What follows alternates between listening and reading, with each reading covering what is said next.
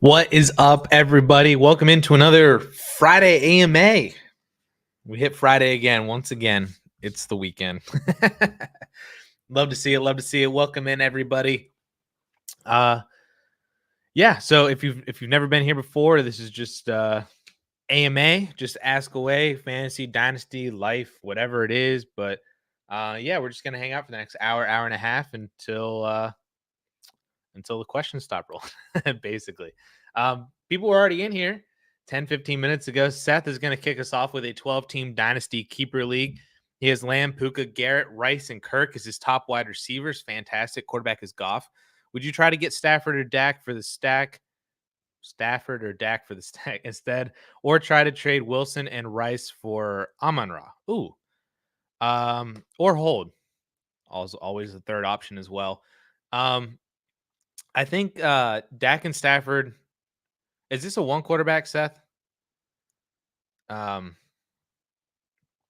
assuming by the phrasing of this question and the fact that you said your quarterback is Goff, that this is a one quarterback. Um, so because it's I think you should have another guy to have for a weekly stream option so that you're not just starting Goff every single week. So if it's Dak, if it's Stafford, I think that's good. I think both the guys are really good options as buy low candidates right now at the quarterback position. Obviously, Dak, I think, would fit more of the every week starter than Goff would, and more so than Stafford would as well, too. So if you can get Dak for cheap, then I would be willing to do that. I think I would probably keep all of your wide receivers over going out and getting Stafford or Dak. If you could trade like Kirk for Dak, then absolutely do that. But yeah, I think that if you can get them on the cheap, then I think that would be all right. But if you can't, then I'm not necessarily sad at the fact that you have Goff as your wide receiver one. I like the Wilson and Rice for Amon-Ra deal. I think that's a pretty interesting trade as well too. I think I'm pretty high enough on Wilson that I don't know if I would add Rice to it. If it was Wilson and Kirk and a second even, then I would go up to Amon-Ra. But I think I'm high enough on Garrett and high enough on Rice that I wouldn't trade both of them for Amon-Ra St. Brown. I'd rather hold, watch their values increase, and go from there. But if it's Wilson and Kirk, and another kind of smaller plus than for Amon-Ra, then I would do that. Peter, who do you like at the back end of round one and one quarterback rookie drafts had the 111, 112 and tough to move off? The wide receivers there all scare me and doubt Benson slips. No need at quarterback, but may take Daniels if he's there. Yeah, so the way that my one quarterback rankings shake out is that Daniels is in that range, essentially. Like he would be best available to me. We're big time assumption, not really big time assumption, but like I feel like smartly assuming that BTJ, Brooks, and Worthy are not there. I'd imagine Caleb Williams is not there either. If Caleb was there, then I think he would be best available for me. And Benson are like the five guys that I feel like wouldn't be there at the 111, 112, but if any of them are there, they're just like auto drafts. So assuming all five of them are gone, I would take Jayden Daniels and I would take Xavier Legette are like my top two. I'm not opposed to Keon Coleman. I really don't like Lad McConkey. My assumption is that McConkey was probably honestly gone by then, leading you to be able to draft Daniels or Legette. So those would be basically like my top two, because I'm assuming that the other guys that I really want, like Brooks and BTJ and even Worthy, are gone. Hopefully Benson's still there. If Benson's there, that's great. Then I would take Benson and Daniels and just move on. Or you could try, like, can you try, instead of moving off of both of them, can you move up, so to speak? Like, can you package 111 and 112 and just move up and get Brooks or BTJ or maybe Brock Bowers or somebody like that? Somebody in your league might be possible to do that if you can just dangle both of them for like a top 5 or 6 pick. See if you can do that. That would be an option if you can do it. Jordan, just finished the startup of my second ever Dynasty League. Now I have more questions for you. Excellent. Drafted highest value instead of filling roster in a startup. Which of these quarterbacks would you sell for a wide receiver in a 12 by 11? Lamar, Daniels, Herbert, Jones, and Russell. Herbert is the guy for me. I feel like Herbert right now has His value is based on the fact that this is a dynasty league, not a redraft league. So because he's young, he's uber talented. Hopefully the situation like corrects itself in terms of him getting elite wide receivers back onto his roster after losing everybody.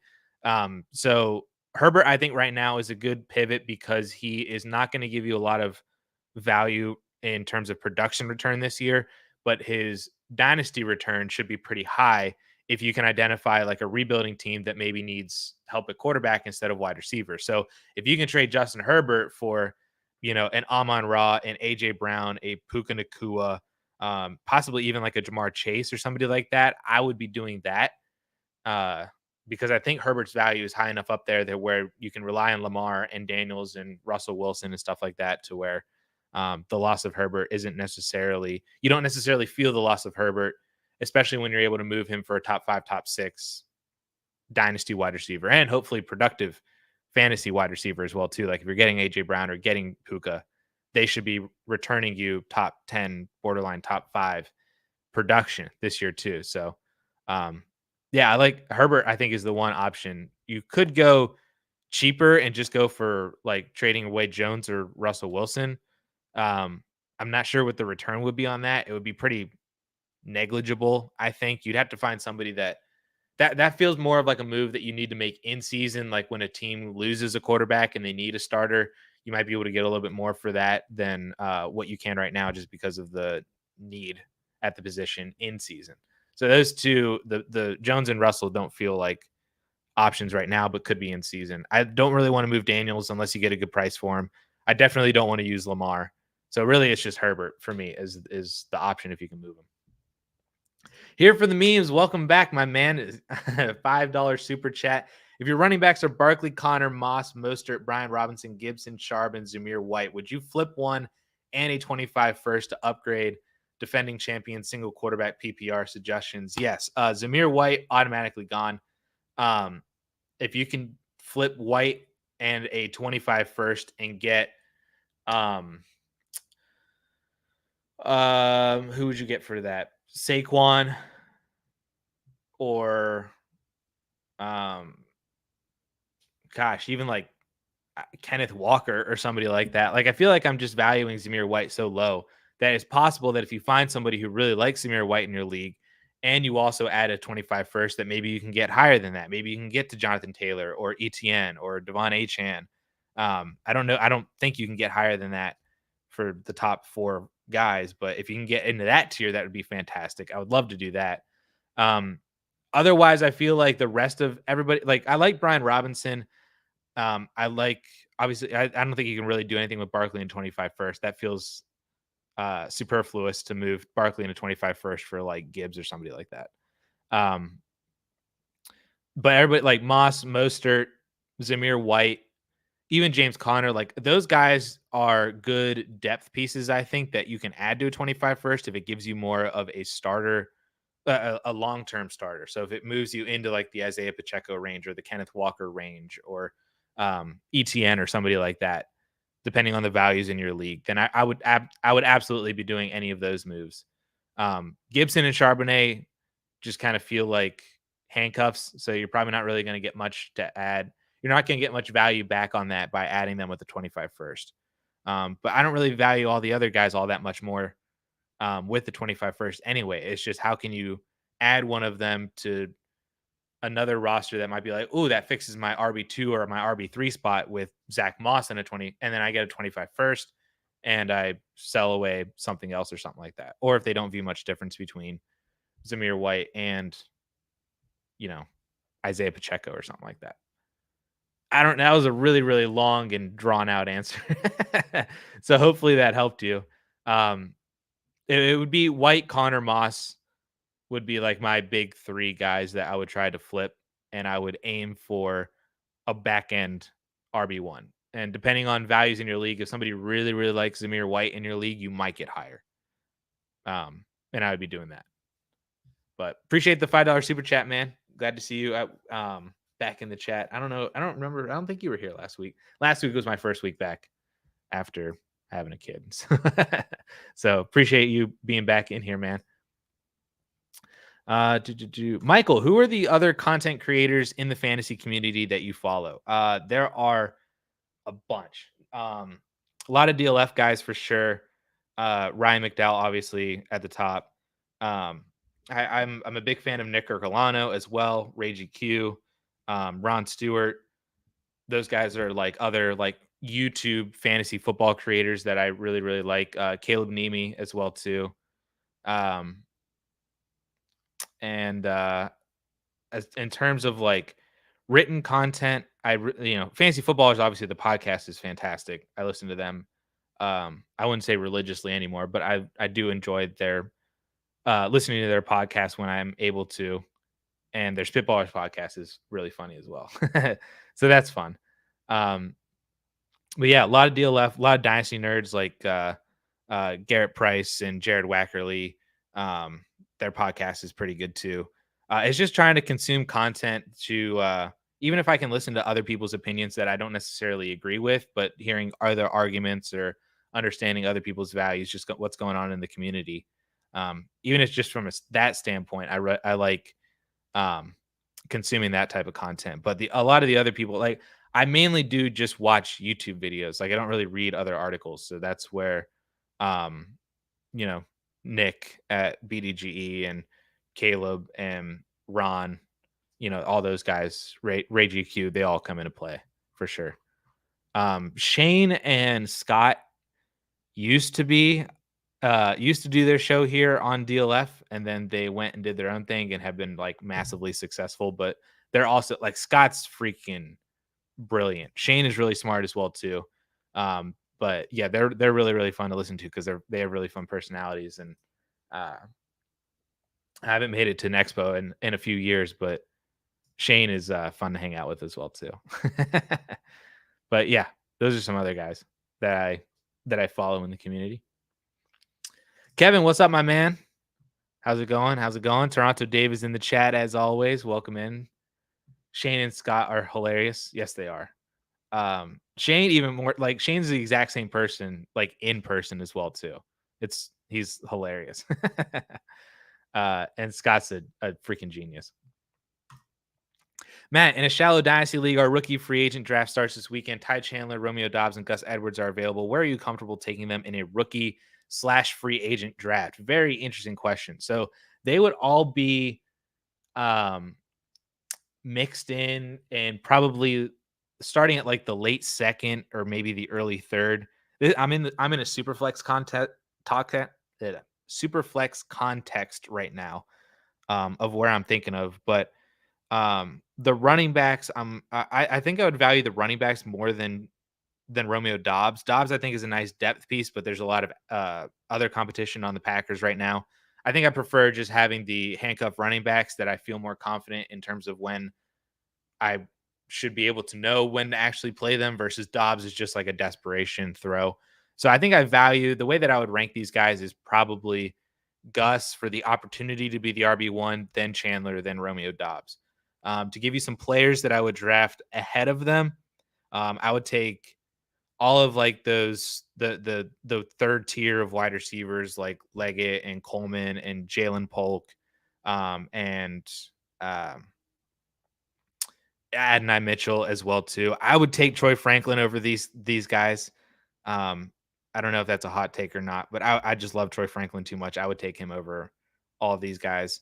I would take Blake Corum over all of these guys. I would take Jalen Wright over all of these guys. But once you get into the rest of the other receivers and running backs, kind of after that point, like when you get to like Javon Baker and Ray Davis and God, I haven't even like looked at like rookie rankings in like a month and a half. Uh, I would take these guys over Roman Wilson. Marshawn Lloyd, I think, is in him and Jermaine Burton, I think, are in this weird value where I'd probably take both those rookies over these three, probably. But I would take these guys over Roman Wilson, over Malachi Corley, over probably Ray Davis and Kamani Vidal, Jalen McMillan, Javon Baker's in here. I'm just looking at ADP. Bucky, Tracy, Ben Sinnott. I would Ben Sinnott and Jatavion Sanders are also interesting. They're like with the Marshawn Lloyd and Jermaine Burton. But that's kind of the range where I would be looking at these guys. Is once you get into that kind of grouping of players. So, but get past Blake Corum, get past Jalen Wright, get past Adonai and Troy Franklin, um, Lloyd and Burton, and then we can start looking at these free agents, in my opinion. Robert, have Hawk and Ferguson and a 1 point tight end premium have been getting offers to send Hawk away for a mid to late 25 first. Would you hold or try to add something to Hawk to get a 25 first and someone like Evan Ingram?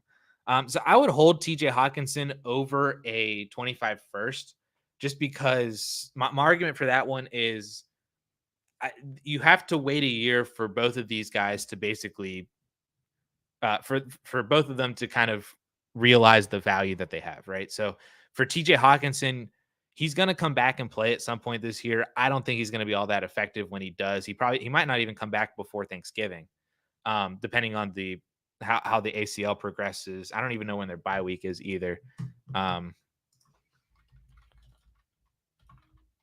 Their bye week is in whoa. Why does it take forever to find bye weeks?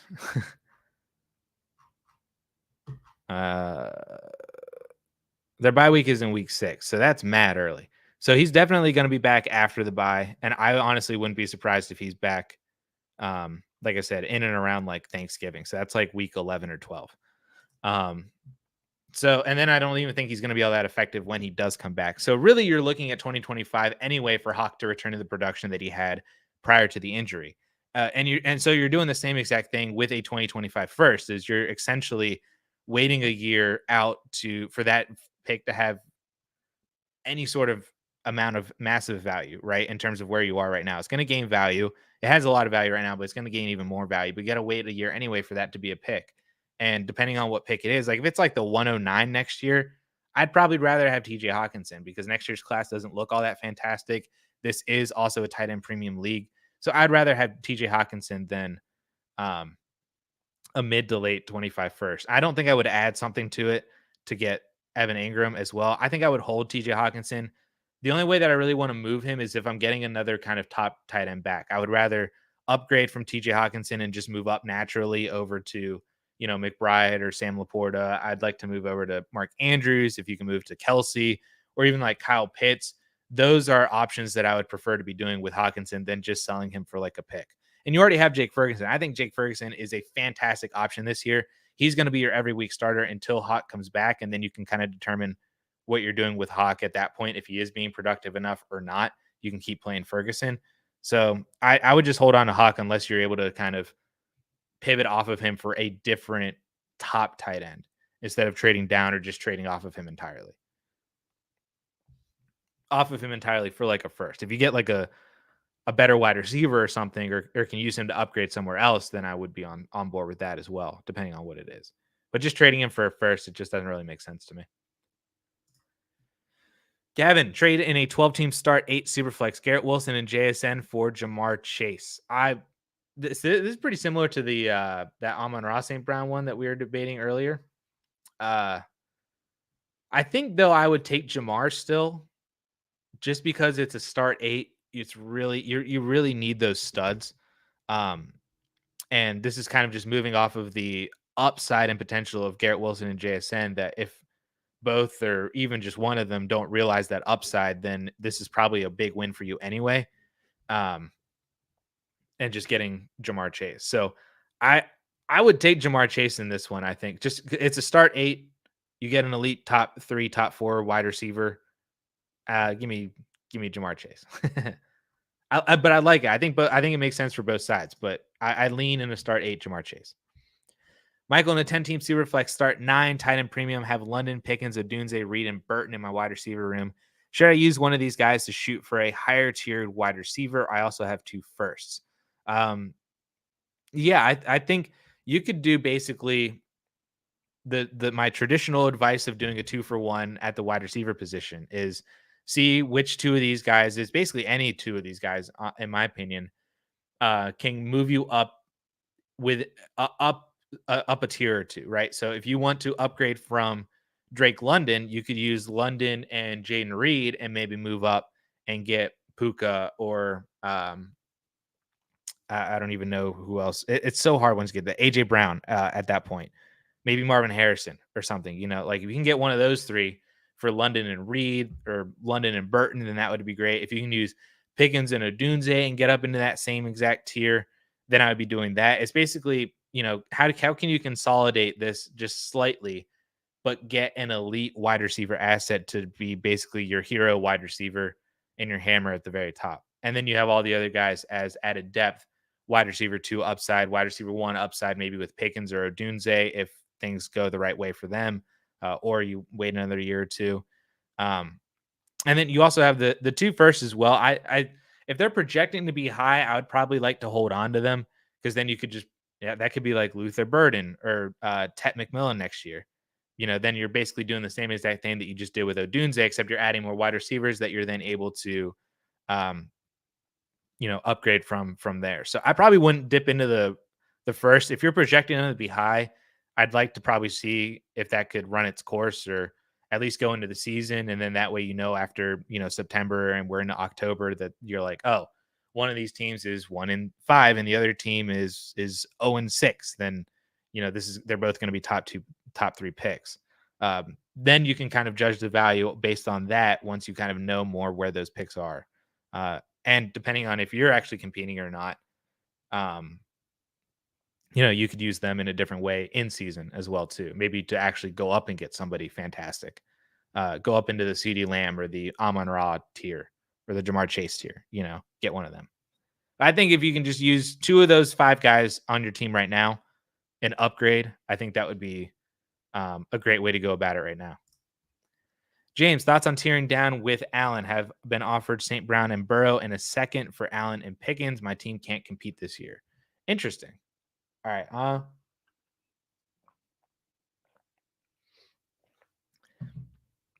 I think this trade makes sense on both sides. If you're not looking to compete this year, then yeah, Josh Allen is probably a good player to try to trade down, especially if you're just trading down a little bit and you're able to get into that Joe Burrow tier like you are here. I think I would actually do this trade. I think it hurts to give up Pickens. I really wish that wasn't the case. Like if you could drop Pickens in a second, like drop the second from his side and drop Pickens from your side, that would be way more ideal. But that probably slants like tilts the trade a little bit too far to make it not be able to be done. But I would do this deal as of right now. You still get, a top 7, top 8 quarterback in Joe Burrow. You get a massive upgrade from Pickens to Amon Ra, and that works out pretty well. So I would do this trade for sure, and then you can see what you want to do with Burrow and move on from there. But I think you've given yourself multiple different options to gain value with Joe Burrow having another healthy season. Could he gain value? Maybe get back into the top 5 or even the top 4 ahead of CJ Stroud. I don't know. You something with a second. So I'd do this trade. I like this. Dylan, 12 team super flex. Quarterbacks are Hurts and Tua. Running backs are Barkley, Kamara, Swift, and Zamir White. Wide receivers, DJ Moore, Devonta Smith, Neighbors. Which group should be upgraded? In my opinion, the wide receivers should be upgraded. And I would probably, how many? Start 2 wide receivers, start 2 running backs, and a double flex. No tight end spot, but tight end premium. You have Komet and Kittle. Oh, interesting. So you're starting 6 of these guys. 1, 2, 3, 4. Yeah. So I would probably be looking to smack down this wide receiver room and basically shift off of the running back position. So how are we able to move from Kamara, Swift, and Zamir White and move over to wide receivers or use them and package them with the wide receivers that you have now to upgrade them and have a better roster overall? What that'll do is that'll move you away from the risk and I don't want to say lack of longevity, but like lower shelf life of the running back position and shift your assets over to more stable and valuable, honestly, players at the wide receiver position. So just shifting over those assets in Kamara, Swift, Zamir White, move them over to wide receivers. You're not necessarily going to lose production because ideally you're upgrading. So if you can take DJ Moore and Zamir White and you can upgrade him, maybe you can go up and get, I don't know, Brandon Ayuk or that might be not enough. Tyreek Hill or somebody like that. Like how can you turn DJ Moore and Devonta Smith and upgrade them into being top 10 wide receivers while we wait for Malik Neighbors to start producing? And you can use Kamara, you can use Swift, you can use Zamir White. I'm not even opposed to using Saquon Barkley to do that. But that's what I would be looking to do is upgrading Moore and Smith to get top 10 guys, use the wide receivers to do that. If you've got to move in, it's a tight end premium. So if you got to play George Kittle, especially if Brandon Ayuk does get traded, Kittle's value goes massively up because his production without Ayuk or Debo skyrockets because the target share gets condensed. And it's a tight end premium. So, I'm not opposed to starting two of these wide receivers, keeping two of these running backs, using George Kittle in as one of your flex in a tight end premium, and then you just kind of have to stream your last flex spot. Not opposed to that whatsoever. You have Hurts locked down. Tua is a great QB2. Maybe you can upgrade Smith to Jalen Waddle or Tyreek Hill, then you get the extra stack. And then when those two go off, then you do really well. Those would be, or move off of turn Devonta Smith into AJ Brown. And then you have the super stack from there too. Like you already have a good stack with Devonta, but AJ Brown's a better stack. How can you get up to him or Puka or Marvin Harrison, or you get crazy and go up to Amon Ra or Chase or somebody like that? That's what I would be looking to do with this team. Move off of the running backs, move over to the wide receiver position. Jamie, should I trade ETN straight up for Jalen Waddle? My other running backs are Bijan and Gibbs, and my wide receivers are Marvin, Godwin, Reed, 12 team start 10. Probably. It would help you definitely with your wide receiver position. I mean, it's not really going to help so much in terms of like changing the production on your team just because you're moving one for one. But this is kind of a good example of moving off of the running back position for, a top 15, potentially maybe back into the top 12 wide receiver in Jalen Waddle if he stays healthy this year. And Tyreek doesn't go for nearly 2,000 yards again. So I would take Jalen Waddle over ETN. You just get a more valuable and stable player and position in Jalen Waddle.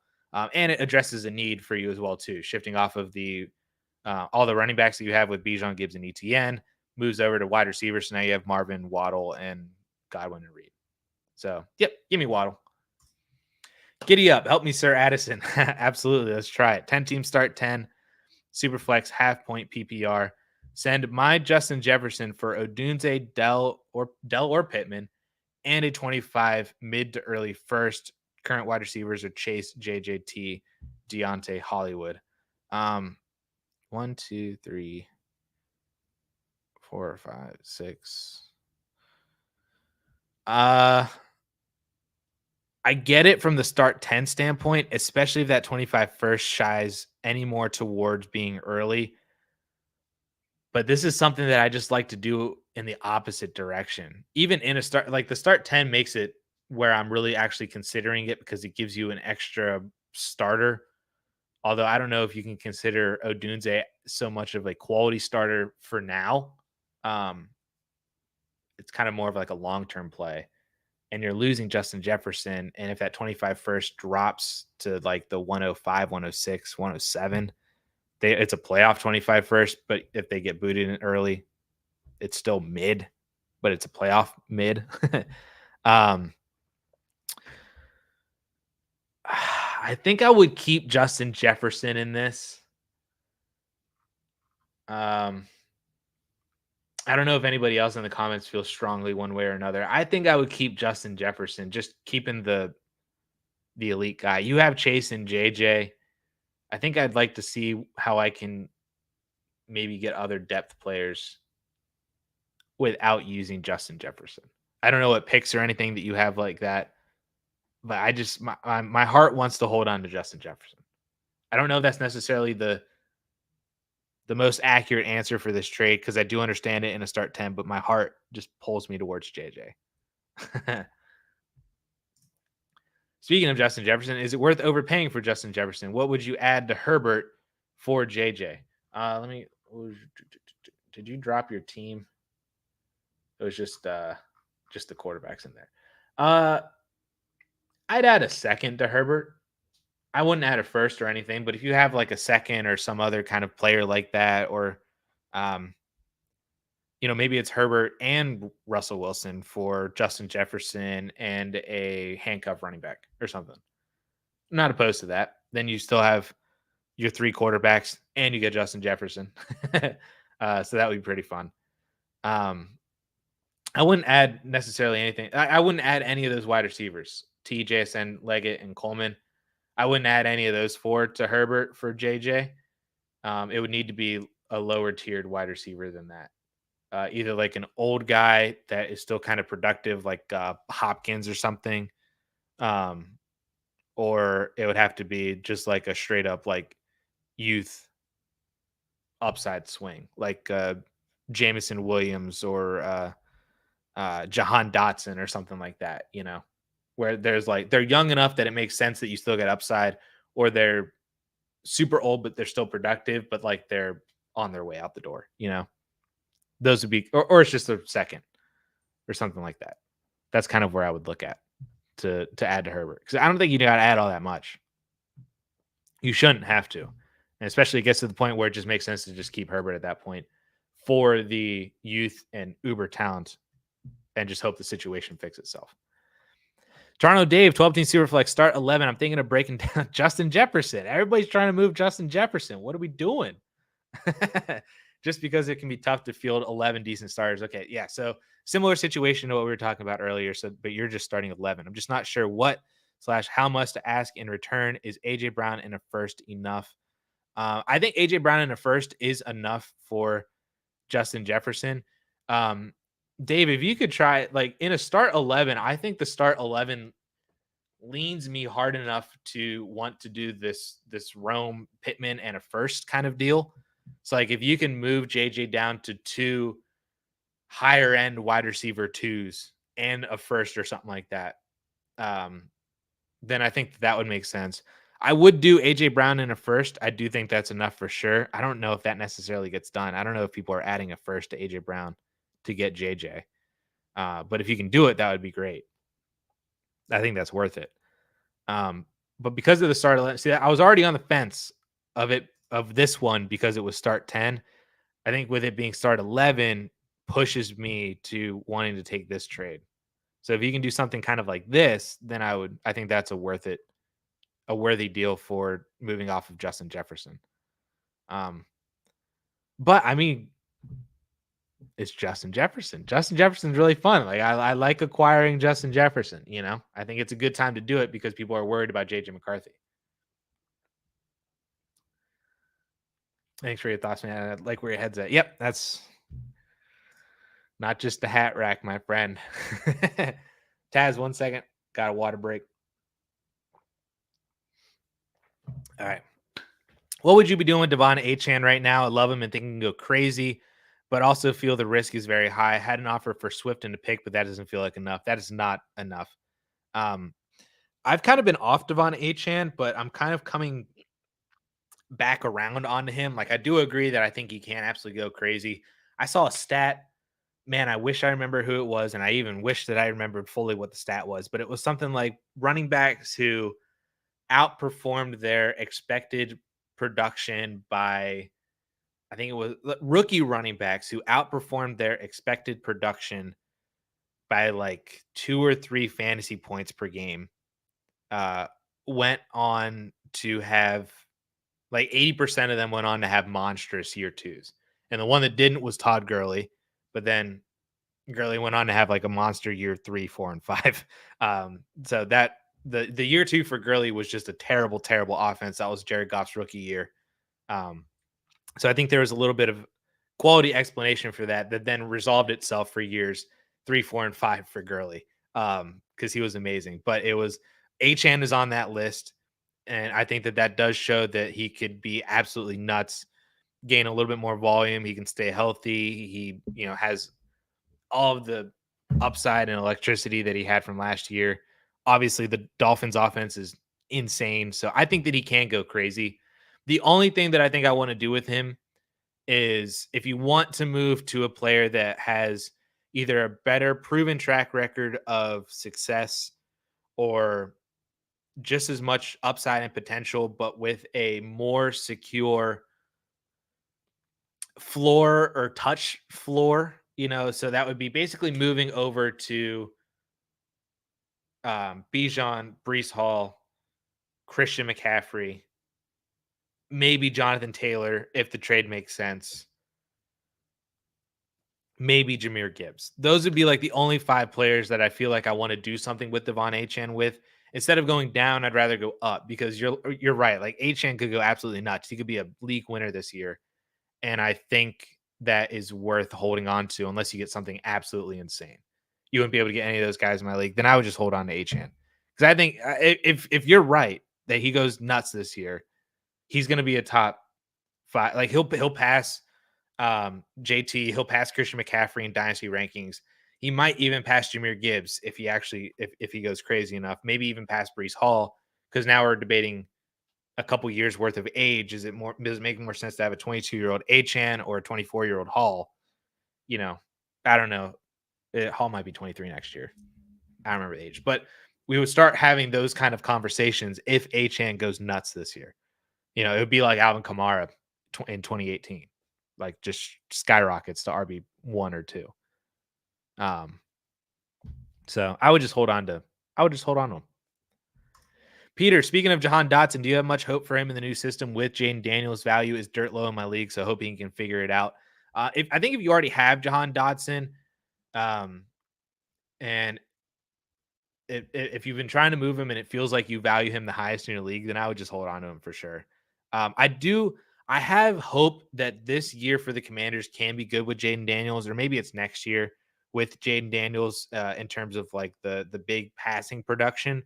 Because I think Jayden Daniels is going to be fantastic as a rookie for fantasy, but I think that's going to come on the back of a lot of rushing ability. So I do have hope because this is definitely the best quarterback that they've played with, McLaurin and Dotson. And I think Dotson is still obviously very talented. Love him, obviously, as a Penn State guy, but his route running continues to be great. Matt Harmon continues to grade him out really well in reception perception. So it really just comes down to opportunity and I guess quarterback talent and accuracy. So I do think that he's a good guy to get on the low, but also is not a guy that I'm like severely sad to lose, especially if it can help to get a deal done.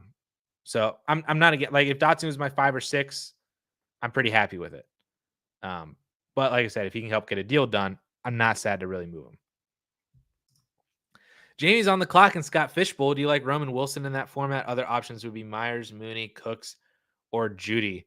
I don't like Roman Wilson in any format. I don't think he's good. that's my personal opinion. I don't think Roman Wilson is really that good.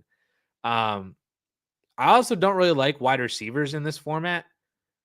I'd prefer to have running backs, or even honestly, when you're down this low, like kickers become enticing just because they can spot you. Depending on the kickers that are out there, they can spot you like a double digit fantasy week.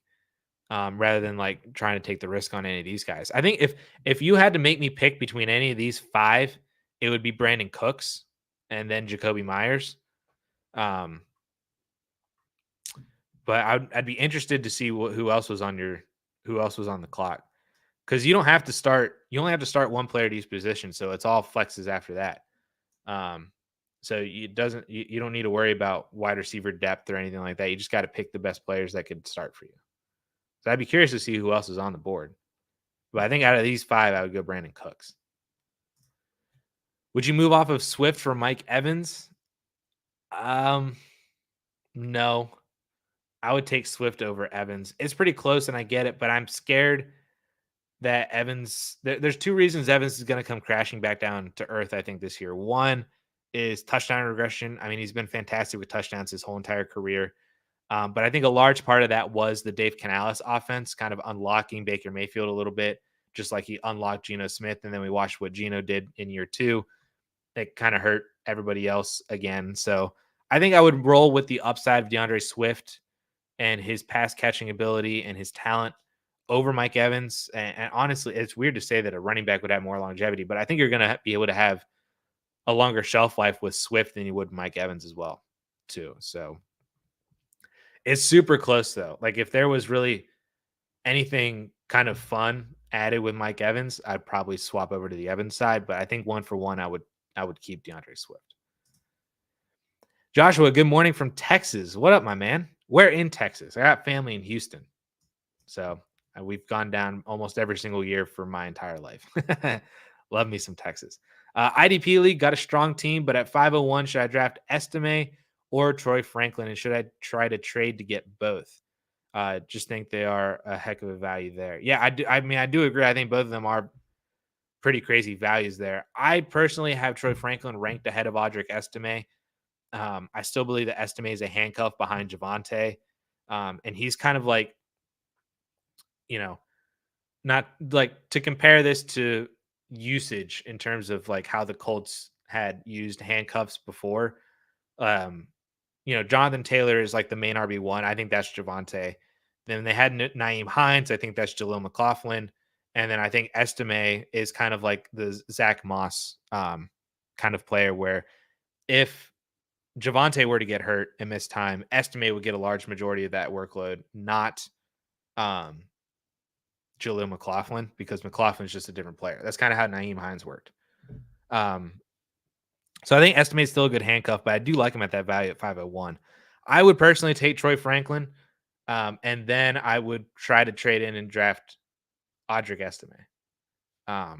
So if especially at the 501, like I would think that it would be relatively cheap to get him because it's in the 5th round here. You don't got to do all that much, but yeah, I would try and get both. Midland, Texas. That's like, where's that? Like left center, somewhere down in there.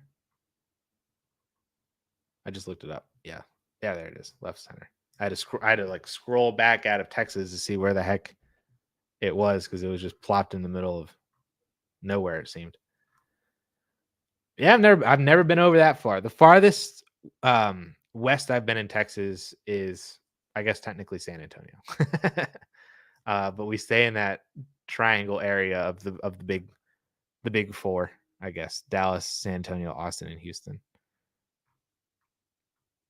I've been down to Corpus and stuff too, but I've never been that far west. That's pretty cool.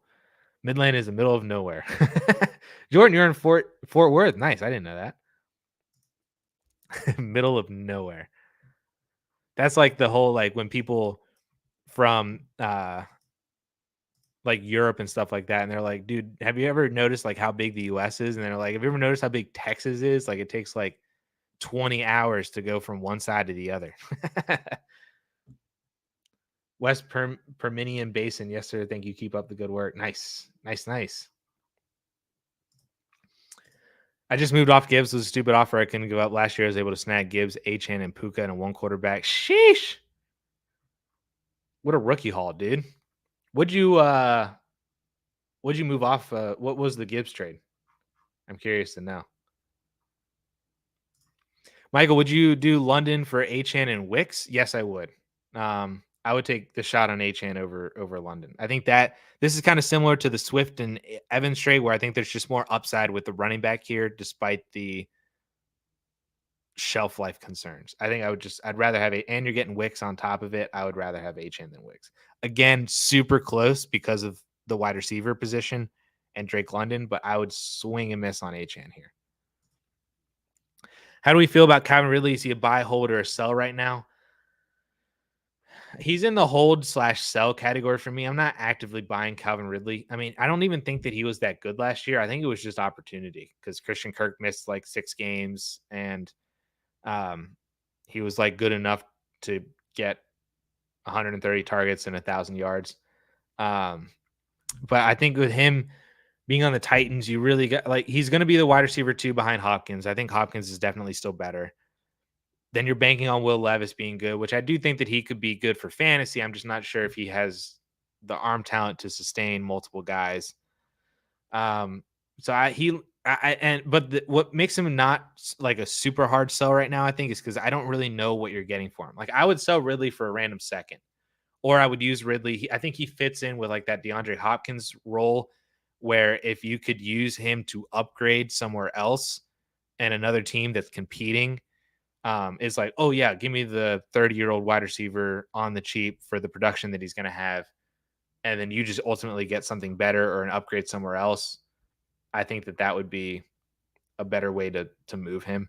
I don't know if you're really getting all that much uh, to sell him right now. That makes me lean towards maybe he's just a hold, but he's just, I don't really want him. That's kind of the point. But I don't know if you're going to get enough back to make it worth it. Dobbins, Vidal, and Roschon are the best running backs. Kraft, John, and Gesicki at tight end. No kickers have been taken. What round are you in? Because I feel like you're deep enough now that kickers should start being taken. Like that this makes me want to draft a kicker. I took which kicker did I take? Crap. Oh, I did take Bucker. I took the misogynist himself, Harrison Bucker, in Scott Fishbowl. But he was like the 5th kicker off the board or something like that. And around 15, dude, take a kicker. Take a kicker. I would take like Justin Tucker's, I think, pretty consensus, like the kicker 1 off the board. So I would probably just take Justin Tucker, and he would be a very excellent flex play, probably more often than you think. Kickers kind of saved my butt a few times last year, so I took a couple this year again, just because they're, they get 3 30-yard field goals and an extra point. That's 10 points just right there. So I would take a kicker. Your league is slacking a bit. But I'm also the guy that took Rashid Shaheed in the 6th, so format. Should I move off of London to tier up since I already have Pitts as my tight end, or would you rather move Pitts for a higher tiered wide receiver? You have Musgrave as well. I think London is more of the guy that I would be looking to tier up from at the wide receiver position, and then keep Pitts at the tight end position. So, like I would do that London deal, or like I said, like if you can move up at the wide receiver position and move up and get, AJ Brown or Puka or Marvin Harrison, or move to the production of Tyreek Hill, I think that's more worth your while than moving away from Kyle Pitts. But if you get a good shot at upgrading from Kyle Pitts, then I'm not opposed to that too. Like Caleb down in here, difference between Mark Andrews and Kyle Pitts. Like I would rather have Andrews than Pitts in Dynasty. So if you can use Pitts to upgrade to Andrews, then I would do that. But I don't think it would take all that much for me. Like you shouldn't pay all that much for Pitts. Hold on. There's too many words in my brain right now that I'm trying to say.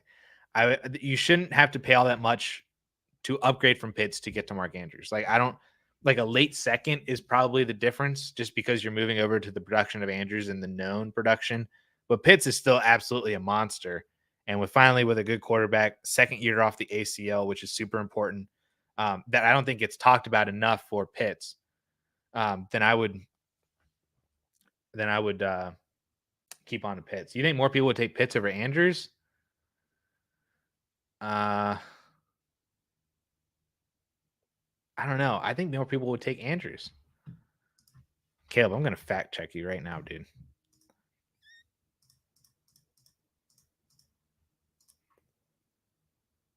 KTC has Pitts over Andrews. What are we doing? I would rather have Andrews than Pitts. People.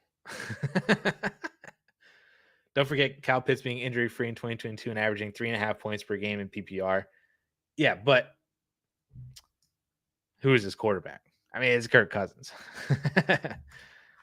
Hopefully, I mean, Kirk Cousins should elevate Kyle Pitts to at least 5 fantasy points per game.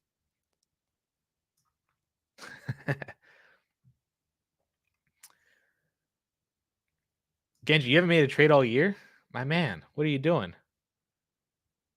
Got traded second for Dave Montgomery. That's why I'm saying it's not as consensus as we think. Dude, then if you can trade Pitts for Andrews plus, then everybody should be doing that. Everybody should be doing that for sure. All right, Jonathan has a legitimate question here. How do you balance being a rebuilding team, but also having a ton of risk with a lot of rookies? Have Caleb May, Levis, Garrett Wilson, Olave, Keon, and Pitts on a team, all as borderline starters. How do you balance being a rebuilding team, but also having a ton of risk with a lot of rookies?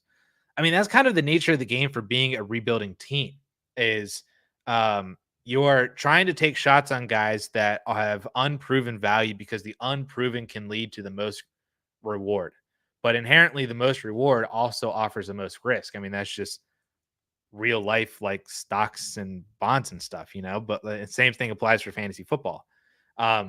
You have a lot of like all these guys are super valuable, all great shots, and the more darts that you have is going to lead to more opportunity for you to gain value, and then hopefully, either that value returns itself by those guys being productive, or you can move that value and, in a trade and get production in return for the value itself.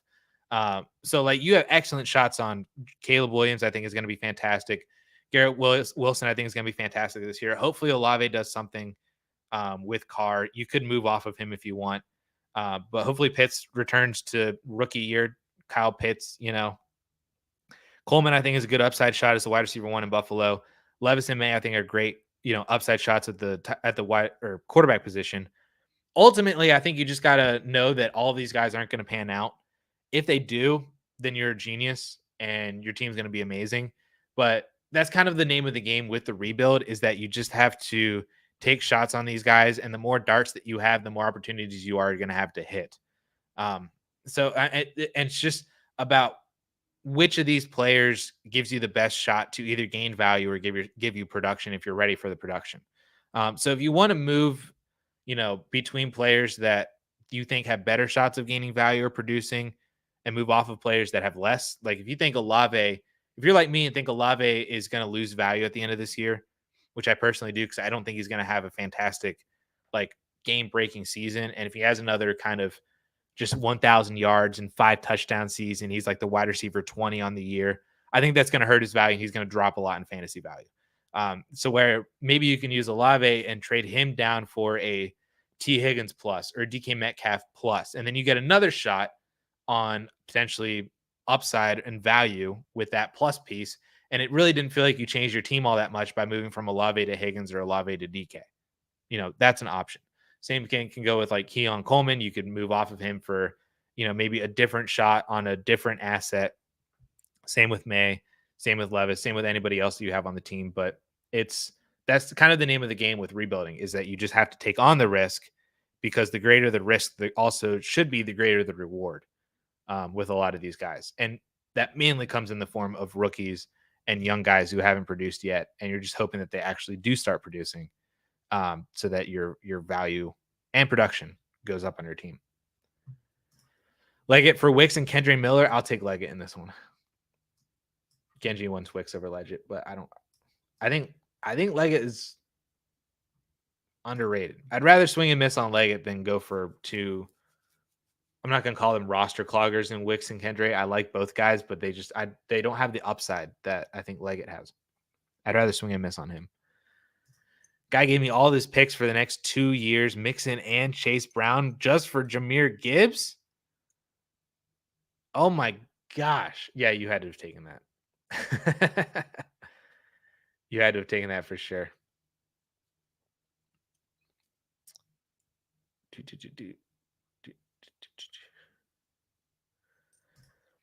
Athlete critique. If you were a contender, what would be your strategy with Drake London? Try and use his stock to tier up to a more win now player or see how he pans out? Yeah, I would be trying to move off of Drake London to see how I can upgrade. Again, it's either upgrading to a higher value player like Puka or an AJ Brown or even a Marvin Harrison, or moving to the production of Tyreek Hill. Those would be like the 4 guys that I think are very acquirable to step from Drake London. Obviously, if you can move London and a first and get Amon-Ra or Jamar Chase, then I think that would be fantastic, and I would do that for sure. But I feel like the other guys are a little bit more acquirable, and you might not necessarily have to use a first. Or if you do use a first, you can probably get something of a kickback as well too, with London and a first for AJ Brown and some fun player or like a late second or something like that, like a 26 second. Maybe you can do that. I think that's more realistic and more easily acquirable with London as a springboard than the other guys. You're playing leg, it gives you Wick's numbers. I think. Hold on.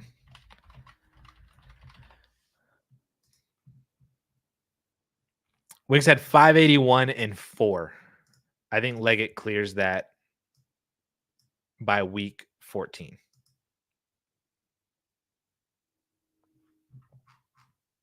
That's my prediction.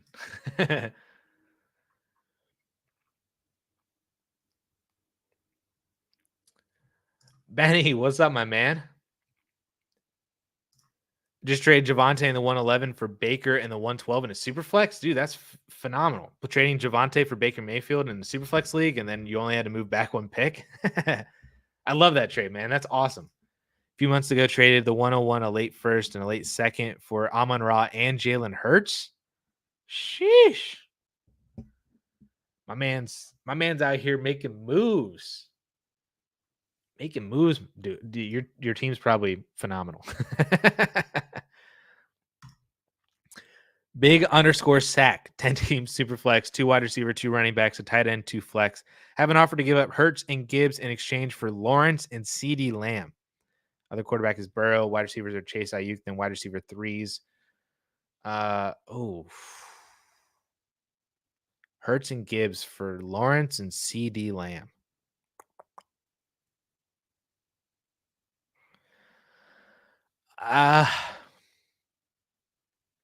I think I want Hurts and Gibbs. I think I would rather keep Hurts and Gibbs in this one.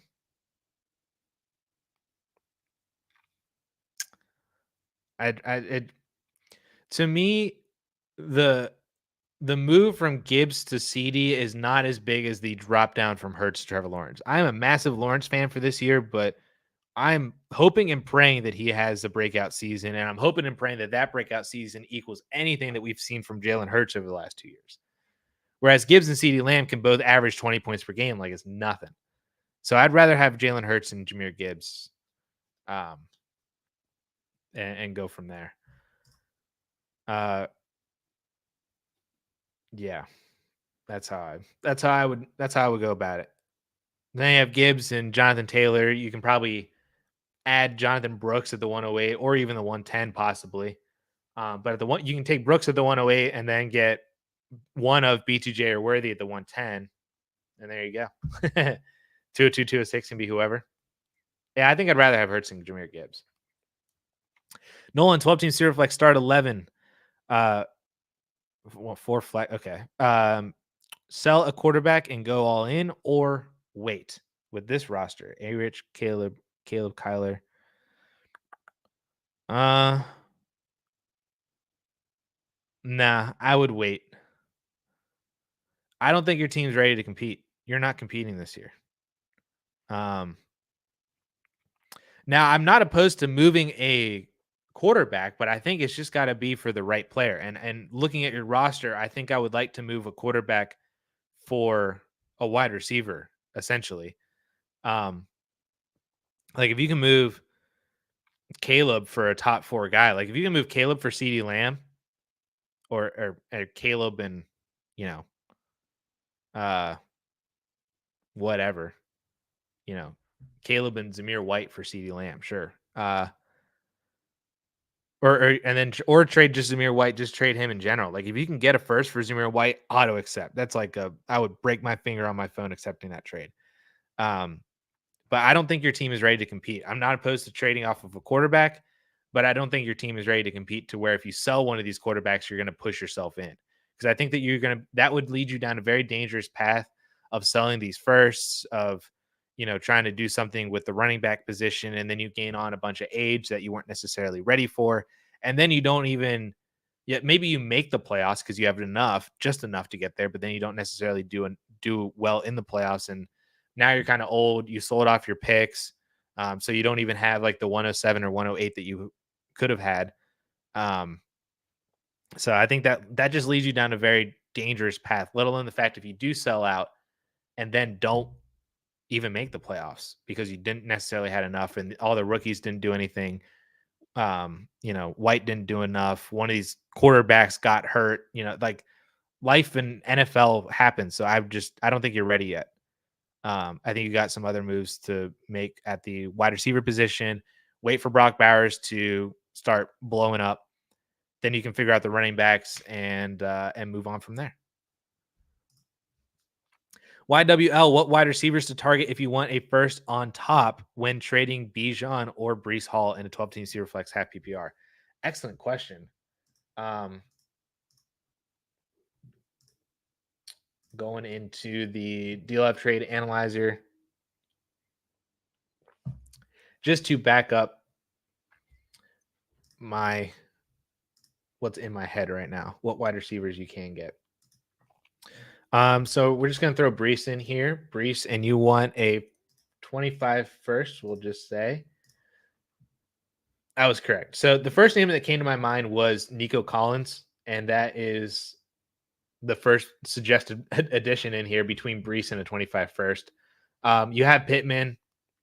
Trey McBride is in here as well too if you wanted the tight end position. But if you're in the kind of Nico, Odunze, Pittman, maybe you could even snag like a Waddle or an Ayuk.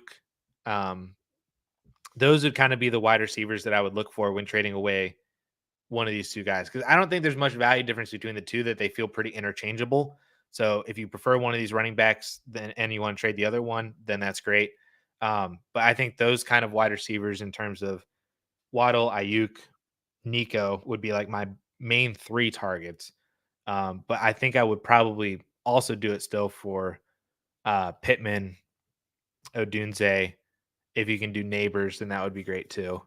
Um, And I think if you drop any lower than that, like if you go to DK Metcalf or DJ Moore or T. Higgins or Zay Flowers or Tank Dell, I think then you need more than a first after that point. Good question. And then your other one, Rashad White or a mid to late 25 first, I would take the 25 first on this one. We actually just talked about on the trade show yesterday, Rashad White is a sell right now. We didn't talk about him, I don't think in terms of picks, but I would take a 25 first over Rashad White. Sean, in a 10 team start 11, one quarterback, two super flex spots. Holy crap. 425 first, including the guaranteed 1.01. Excellent. What is the best direction to stir this team into competing? Feels 1 year away. All right. So what are we doing with this team? Well, hopefully you have the quarterbacks locked down. I think. I mean, Lamar and Kyler are excellent as a 1-1-1. And then you can start another quarterback in the third quarterback spot. And if May or McCarthy, if one of them does well, then I think you got three killers basically at the quarterback position. That right there is probably going to set you apart from a lot of teams in the league with having three quality stars, two of which could be like top five. Brooks at the quarterback spot is going to be great. Olave, Higgins, Rome, Godwin, Mark Andrews is great. It's the wide receiver position again. That's always what I want to be trying to lock down. So the guaranteed 1.01 next year, it's probably going to be a quarterback. I'm not going to necessarily say that it's Shedeur Sanders right now because I don't even know if he's going to end up being QB1 next year or if it's Beck or Ewers or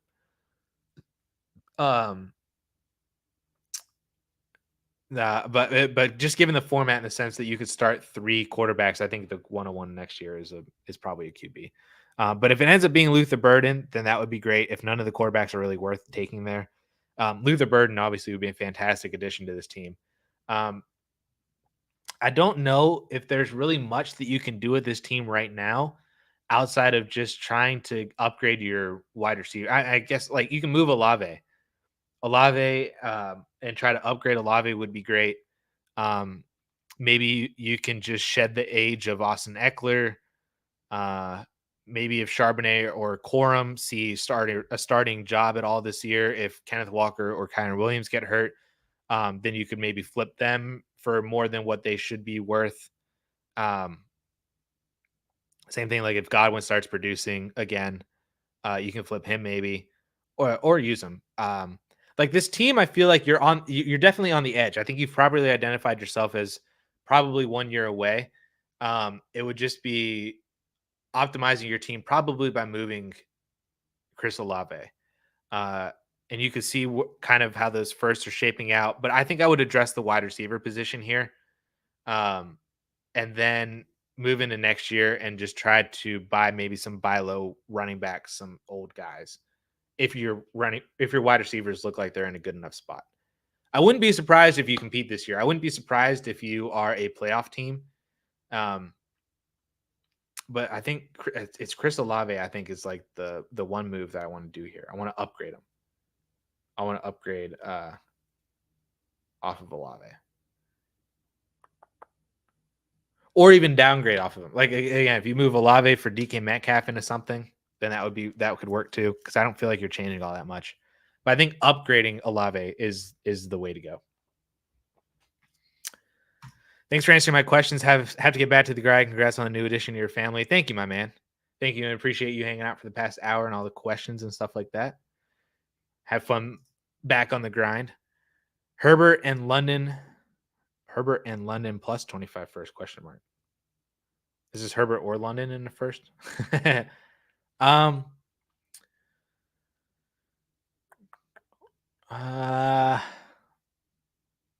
I think I would keep Justin Herbert still. I don't really want to downgrade from Herbert. That's where like I liked your thinking with upgrading from Herbert to Justin Jefferson, or if you could side grade him for another elite wide receiver, like if you can get Amon-Ra or AJ Brown or Puka or somebody like that. I don't think I want to downgrade from Herbert, because then you're just. I think what you get in danger of doing here is that you move on to other assets that have probably just as much instability as Justin Herbert right now. Like if London doesn't break out this year, this trade looks rough. And depending on where that 25 first is too, that could be rough as well, to where like you could have just kept Justin Herbert. So I think that's kind of the dangers. This is kind of like a bigger version of like the hawk for 25 first. I would rather keep the player because you're waiting for his situation to change and for something to happen to where his value could be realized and turned into production. Because we know Justin Herbert's great. We're just waiting on the situation to change. So I'd rather, instead of moving him over to assets that are kind of in the same boat, I'd rather just have the one better player that I know is fantastic, that we've seen do it before, than some of the unknowns. And that's where I want to, and like that's where my plan would be, to move Herbert for other wide receivers that we've seen do it and that are also fantastic in and of themselves. So I'd rather keep Herbert here than London in the first. Like, could have more upside. He wasn't good in college till his age 23 season. Wicks was in the NFL, putting up very good rookie efficiency numbers. I think it's more likely Wicks can beat out one of Dobbs or Watson than Leggett being a better player than Deontay and Adam Thielen, plus Bryce Young Steaks. Well, I don't necessarily disagree with the logic. Leggett, in my opinion, is just a much bigger home run swing. Like if he transfers that production that he had over and the skill and talent that he had in his final year in college over to potentially being the 1B in Carolina, like I think that he could pretty easily surpass Adam Thielen. I think Thielen is pretty redundant with Deontay Johnson. And I think Leggett is definitely better than Jonathan Mingo and Terrace Marshall. Like there's just a lot of unknown in Carolina right now. And I think that it was actually a good spot for him to where he didn't have to come in and immediately be the wide receiver one. Because I think throwing him right into the Lions den was not going to be good for his development. But having him not be the main focal point of a defense's attention and not even necessarily being the best receiver on his own team, I think it was better for more of his long-term development and his ease of transition into the NFL. Um, to where he could focus on being the absolute, mismatch weapon that he was in college and focus on how can he transition that into being, into the NFL. So I think that's where I'd rather have that than like I really, really like Dontavian Wicks, but I'd rather go down swinging, I think, with Leggett. And the difference between the two just being Kendre Miller, like I like Kendre Miller as well too, but I think it just makes more sense in my head to just go with Leggett. But there we go. Josh was making sure that everybody hits that like button. Thank you, Joshua. Definitely hit that like button. Subscribe if you are not as well. But yeah, that is the end of the questions for now. So unless anybody has a buzzer beater while I rehydrate.